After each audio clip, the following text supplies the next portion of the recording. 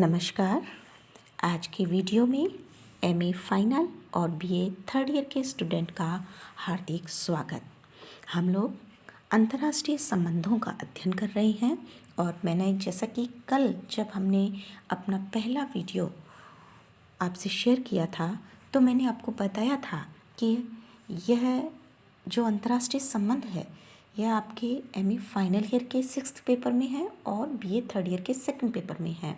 तो लगभग चूँकि कंटेंट लगभग समान है इसलिए हम एक साथ ही दोनों ईयर के स्टूडेंट के लिए अपना वीडियो शेयर कर रहे हैं। तो इसी क्रम में जो हम पढ़ रहे हैं, कल हमने देखा था अपनी वीडियो में अंतर्राष्ट्रीय संबंधों का अर्थ, प्रकृति और क्षेत्र। आज उसी क्रम में आगे बढ़ते हुए हम पढ़ेंगे अंतर्राष्ट्रीय संबंध के अध्ययन के उपागम, आदर्शवादी एवं यथार्थवादी उपागम। हम अंतर्राष्ट्रीय संबंध जो है उस विषय को एक स्वायत्त विषय के रूप में स्थापित करने का प्रयास कर रहे हैं और लगभग इसे स्वायत्त विषय बनाने की समस्त संभावनाएं भी मौजूद हैं। यदि राज्यों के व्यवहार के बारे में हम कोई सामान्य सिद्धांत बनाने में सफल होते हैं तो अंतर्राष्ट्रीय संबंध एक स्वतंत्र ज्ञान क्षेत्र के रूप में विकसित हो सकेगा।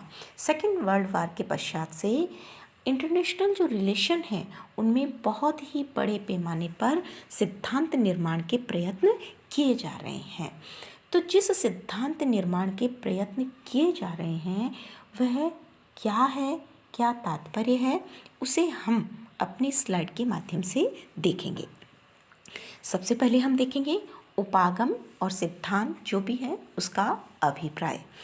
अंतर्राष्ट्रीय संबंध के अध्ययन के कई उपागम या दृष्टिकोण या सिद्धांत जो भी हैं वो प्रचलित हैं और इसी के लिए सिद्धांत निर्माण के प्रयत्न भी किए जा रहे हैं। दृष्टिकोण, उपागम तथा सिद्धांत से अभिप्राय समझना हमारे लिए बहुत आवश्यक है। दृष्टिकोण या उपागम के अंतर्गत समस्याओं या प्रश्नों के चुनाव में प्रयुक्त कसौटियाँ और शोध के लिए ली गई आधार सामग्री का समावेश होता है। अगर हम कहें कि दृष्टिकोण का अर्थ है मानकों का ऐसा समूह जिसके आधार पर सैद्धांतिक विचार विमर्श के लिए प्रश्न और आधार सामग्री लेने और छोड़ने का निर्णय किया जाता है। जब दृष्टिकोण के अगले चरण में हम चलते हैं तो वह सिद्धांत कहलाता है। जब दृष्टिकोण का कार्य विचाराधीन विषय के बारे में समस्याओं और आधार सामग्री के चुनाव से आगे होने पर सिद्धांत का के रूप में परिणत हो जाता है। सिद्धांत जो है वो तर्क संगत अनुमान होते हैं और किसी भी घटना के मूल कारणों की विवेचना करते हैं। यानी सिद्धांत वे प्रस्तावनाएं हैं जिनसे वस्तु की व्याख्या करने का प्रयास किया जाता है। सिद्धांत का मुख्य कार्य क्या है? व्याख्या करना। वस्तुतः सिद्धांत का स्वरूप दृष्टिकोण से निर्धारित होता है, इसीलिए दोनों को एक दूसरे से अलग नहीं किया जा सकता। मोटे रूप से अगर हम देखें तो अंतर्राष्ट्रीय संबंध के अध्ययन के प्रमुख सिद्धांत कहें या दृष्टिकोण कहें या उपागम, ये दो हैं। एक है आदर्शवादी और दूसरा है यथार्थवादी। तो सबसे पहले हम यहाँ पढ़ेंगे आदर्शवादी दृष्टिकोण। आदर्शवादी दृष्टिकोण जो है उसका समस्त चिंतन समाज में विकासात्मक प्रगति होने के व्यापक विचार के आधार पर ही टिका हुआ है। इस विचार का जन्म जो था वो 18वीं शताब्दी में हुआ था और उस समय अमेरिकन और फ्रेंच क्रांतियाँ जो हुई थी उसका मुख्य प्रेरणा स्रोत ही आदर्शवाद कहा जा सकता है। अंतर्राष्ट्रीय संबंधों में अगर हम आदर्शवादी दृष्टिकोण का संबंध देखें तो क्या होना चाहिए से है। आदर्शवादी जो चिंतक हैं वह इन प्रश्नों पर विचार करते रहे हैं कि विश्व में शांति और न्याय की स्थापना कैसे की जा सकती है, युद्धों को कैसे रोका जा सकता है, अंतर्राष्ट्रीय सहयोग की भावना का विकास किस प्रकार से हो सकता है।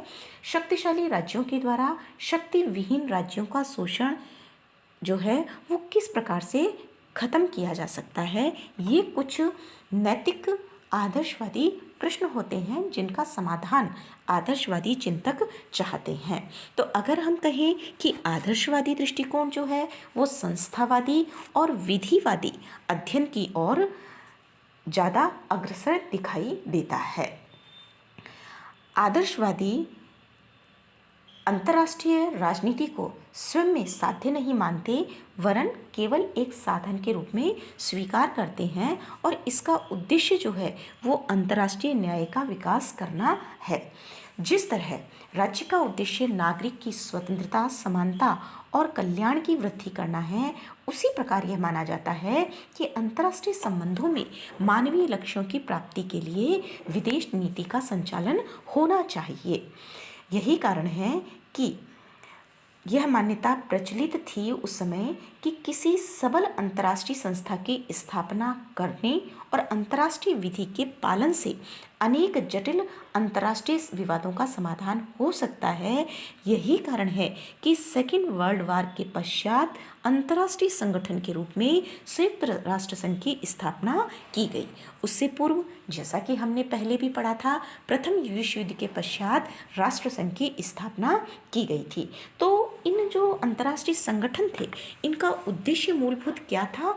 अंतर्राष्ट्रीय विवादों के समाधान के लिए एक अंतर्राष्ट्रीय संस्था की स्थापना करना, यानी राज्यों अंतर्राष्ट्रीय स्तर पर आदर्शवाद की स्थापना करना। अंतर्राष्ट्रीय संबंधों का जो आदर्शवादी दृष्टिकोण है वह राजनीतिक नैतिकता की बात करता है। अंतर्राष्ट्रीय लोकमत, विश्व संघवाद इन आदर्शों के साथ बंधा हुआ है और मुख्य रूप से अगर हम कहें तो शांति और न्यायपूर्ण विश्व व्यवस्था में यह दृष्टिकोण जो है वो विश्वास करता है। हालांकि आदर्शवादी दृष्टिकोण जो कि पूर्णतः एक आदर्श स्वरूप पर केंद्रित है, इसका हमने विस्तृत विवेचन देखा। इसकी भी कुछ आधारों पर आलोचना की जाती है। जैसे कि पहली जो आलोचना की जाती है वो है राज्यों के द्वारा परस्पर संबंधों में बल और सैनिक शक्ति के प्रयोग का परित्याग किया जाना चाहिए। इनके स्थान पर नैतिक सिद्धांतों का पालन किया जाना चाहिए। लेकिन अगर हम इसको गंभीरता से देखें और दूसरी तरफ हम व्यवहारिक दृष्टिकोण से देखें तो यह संभव नहीं है। अभी क्या, भविष्य में भी इस प्रकार की स्थिति का होना संभव नहीं है कि किसी भी राज्य के द्वारा शक्ति यानी सैनिक शक्ति का किसी भी तरीके से परित्याग किया जाए। दूसरा है उग्र सैनिकवादी हिंसक शक्तियों का दमन। आदर्शवाद की आलोचना इसलिए की जाती है क्योंकि आदर्शवादी जो व्यवस्था है उसे अगर लागू किया जाता है तो उग्र सैनिकवादी हिंसक शक्तियों का पूर्णतः दमन और विरोध किया जाना चाहिए और ऐसा भी व्यवहार में संभव नहीं है। तीसरी आलोचना है इस सिद्धांत के अनुरूप राज्यों से उच्च नैतिक सिद्धांतों की हम अगर आशा रखते हैं तो यह आशा रखना भी व्यर्थ है, क्योंकि आज के समय में जब हर राष्ट्र शक्ति के लिए संघर्ष कर रहा है तो ऐसे में कोई भी राष्ट्र नैतिक मूल्यों को स्वीकार करके अपने विकास क्रम को नहीं रोकना चाहेगा। तो हमने आदर्शवादी दृष्टिकोण पढ़ा और उसकी आलोचनाओं को भी देखा। राष्ट्रसंघ की स्थापना हुई, कुछ सालों के बाद में आदर्शवादी दृष्टिकोण जो था उसकी दुर्बलताएं जो थीं वो स्पष्ट रूप से उभर कर सामने आने लगी। राष्ट्रसंघ की जो असफलता थी उसने ये सिद्ध कर दिया कि न्याय और नैतिकता के सिद्धांतों के आधार पर अंतर्राष्ट्रीय संबंधों का कभी भी संचालन नहीं किया जा सकता। अंतर्राष्ट्रीय संबंधों की यथार्थता को समझने के लिए शक्ति, युद्ध और अन्य जो तत्व होते हैं उन पर भी ध्यान देना होगा। अंतर्राष्ट्रीय संबंधों की मूल यथार्थ प्रेरणाओं की उपेक्षा के कारण आदर्शवादी दृष्टिकोण जो है वो अंतर्राष्ट्रीय संबंधों के विश्लेषण में कोई विशेष सहायता नहीं करता। इसीलिए एक नए उपागम का जन्म हुआ 18वीं और 19वीं शताब्दी में। हालांकि यथार्थवादी उपागम की चर्चा हुई थी। मैकियावेली का जो संपूर्ण दर्शन है वो यथार्थवादी चिंतन ही कहा जा सकता है। हिटलर और मुसोलिनी के अभ्युदय, उनकी जो आक्रामक नीतियां थीं, उनके द्वारा जो शक्ति और युद्ध की आवश्यकता पर जोर दिया गया, उन सब ने यह तय कर दिया कि अब मानव स्वभाव एवं विश्व राजनीति को यथार्थता के माध्यम से ही समझा जा सकता है। और यही कारण है कि यथार्थवादी दृष्टिकोण के मुख्य जो समर्थक मैकियावेली थे, जिन्होंने ये कहा कि मनुष्य शस्त्र, धन और रोटी युद्ध की शक्ति है, परंतु इन चारों में भी प्रथम दो जो हैं वो अत्यंत आवश्यक हैं। क्योंकि मनुष्य और शस्त्र, अगर कोई व्यक्ति है और उसके पास शस्त्र है तो वह धन और रोटी को प्राप्त कर सकता है, लेकिन अगर किसी के पास रोटी और धन है तो वह मनुष्य और शस्त्र को प्राप्त नहीं कर सकता। अर्थात यथार्थवादी दृष्टिकोण शक्ति, शस्त्र और युद्ध को मानव स्वभाव की आवश्यकता बताता है। यह कहना सर्वथा उचित होगा कि यथार्थवाद विचारों का वह समूह है जो सुरक्षा और शक्ति के घटकों के लिए चिंतन सामग्री को उपलब्ध करवाता है।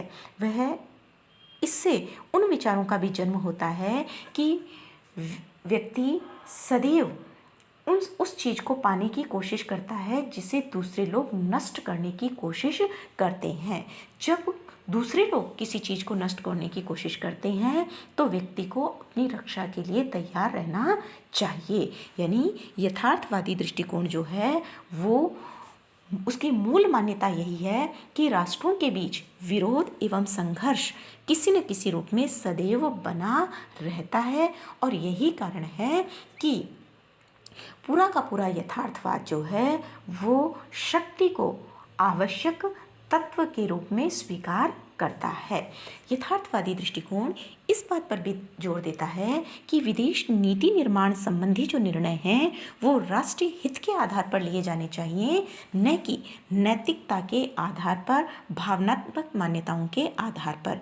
क्योंकि अगर राष्ट्रीय हित के विदेश नीति के जो निर्णय हैं वो अगर भावनाओं के आधार पर लिए गए तो कई बार उनसे राष्ट्रीय हित जो है वो प्रभावित होता है। शक्ति ही ऐसा तत्व है जिसके माध्यम से हम कह सकते हैं कि अंतर्राष्ट्रीय संबंधों का विश्लेषण किया जा सकता है।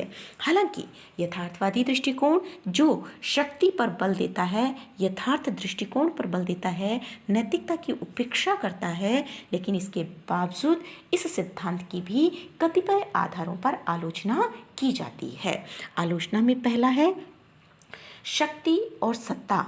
हालांकि अंतर्राष्ट्रीय संबंधों में मूलभूत महत्वपूर्ण तत्व कहे जा सकते हैं, लेकिन इन्हें संपूर्ण नहीं कहा जा सकता। ये एकमात्र निर्णायक तत्व नहीं हो सकते। दूसरा है शक्ति अथवा सत्ता की परिभाषा करना अत्यंत कठिन। यानी शक्ति अथवा सत्ता की परिभाषा कठिन है क्योंकि राज्य की समस्त शक्ति कितनी है, क्या है, इसका मापन करना बहुत ही जटिल कार्य है, क्योंकि यह क्रियाओं और प्रतिक्रियाओं का परिणाम है। एक राजनीतिज्ञ केवल सत्ता की प्रतिद्वंद्विता से ही संचालित नहीं होता, वरन अंतर्राष्ट्रीय संबंधों में सहयोग के द्वारा भी एक राष्ट्र के दूसरे राष्ट्र के साथ संबंधों का निर्धारण किया जाता है। तीसरा है अंतर्राष्ट्रीय संबंधों के क्षेत्र में साधनों एवं उद्देश्यों पर उदासीन। यथार्थवाद जो है वो शक्ति संघर्ष के स्थायित्व को इतना ज़्यादा स्वीकार कर लेता है कि वह अंतर्राष्ट्रीय संबंधों के क्षेत्र में साधनों की पवित्रता या उद्देश्यों की पवित्रता के जो प्रश्न हैं उनके प्रति पूर्णतः उदासीन हो गया है। तो इस प्रकार यथार्थवादी दृष्टिकोण जो है वो पूरी तरीके से शक्ति पर आधारित दृष्टिकोण कहा जा सकता है। तो हमने पढ़ा आदर्शवाद जो कि नैतिकता पर आधारित है, यथार्थवाद जो कि शक्ति पर आधारित है। दोनों के बीच में एक बहुत विवादास्पद प्रश्न रहा कि अंतर्राष्ट्रीय संबंधों का अगर अध्ययन करना है तो आदर्शवाद उपयुक्त रहेगा या यथार्थवाद उपयुक्त रहेगा। दोनों ही ऐसी विचारधाराएं रहीं कि पूरी तरीके से इन्हें सही विचारधारा के रूप में, किसी भी एक विचारधारा को सही विचारधारा के रूप में नहीं देखा जा सकता। यही कारण है कि आदर्शवाद और यथार्थवाद के जो अतिवादी दृष्टिकोण हैं उनका त्याग करते हुए दोनों के बीच एक मध्यम मार्ग यानी समन्वयवादी दृष्टिकोण को स्वीकार किया गया। इसमें समन्वयवाद जो है वो अंतर्राष्ट्रीय संबंधों को समाजशास्त्रीय दृष्टिकोण से देखता है। इसके अनुसार अंतर्राष्ट्रीय संबंधों के विद्यार्थी को कोई भी पूर्वाग्रह या पूर्व मान्यता न रखते हुए विश्व की राजनीतिक गतिविधियों का तटस्थ भाव से पर्यवेक्षण करना और तथ्यों के संग्रह और विश्लेषण के मार्ग पर अग्रसर होना चाहिए। सेकेंड वर्ल्ड वॉर के बाद में जो वैज्ञानिक तकनीकी और प्रौद्योगिकी क्रांति हुई उसके परिणाम स्वरूप यथार्थवाद और आदर्शवाद जो कि बिल्कुल अलग अलग दिशाएं थीं, आदर्शवाद जो कि नैतिकता पर आधारित है, यथार्थवाद जो कि शक्ति पर आधारित है, दोनों के करीब आने की संभावनाएं बढ़ने लगी हैं। आणविक शस्त्र प्रक्षेपास्त्रों का बहुत अधिक भंडारण और अनेक तरह की सामरिक शस्त्रों की बढ़ती हुई होड़ ने न सिर्फ आदर्शवादी अपितु यथार्थवादियों को भी चिंतित कर दिया है और अब ये बात महसूस की जाने लगी है कि सुरक्षा के लिए जो युद्ध लड़े जाते हैं उनसे यह आत्मघाती विश्व युद्ध की संभावना हो सकती है। अब हमारा उद्देश्य जो है विश्व शांति, यह अल्पकालीन रह गया है और दीर्घकालीन भी। तो हमें यथार्थवाद और आदर्शवाद दोनों के ही उद्देश्य जो मूलभूत हैं उनका समन्वय करते हुए एक नवीन दिशा की ओर अग्रसर होना होगा ताकि विश्व को अनावश्यक रूप से होने वाले युद्धों से बचाया जा सके और नैतिकता की स्थापना की जा सके।